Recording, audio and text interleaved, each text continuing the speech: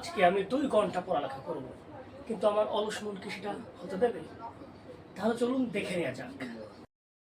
আজকে আর কোনো অজুহাত না, শুধু পড়াশোনা।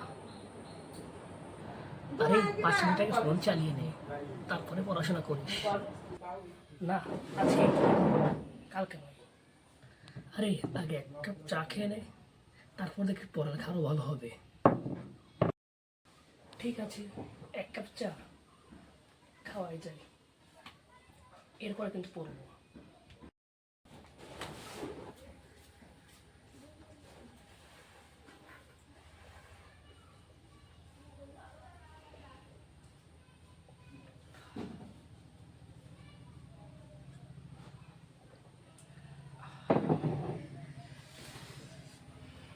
আজকে না পড়লেও চলবে, কাল থেকে তো নতুন জীবন, কাল থেকে পড়িস।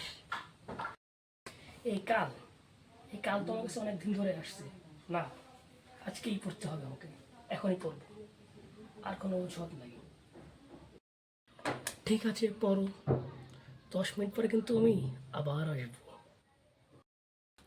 হ্যাঁ এই সমস্ত তোমাদের কেমন অলস মন আছে? থাকলে কমেন্টে লিখো।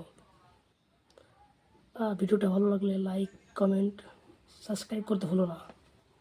আজকে মনে হয় আমার আর পড়ালেখা হবে না, যাই ঘুমাই থাকি, কাল থেকে পড়বো। Bye bye.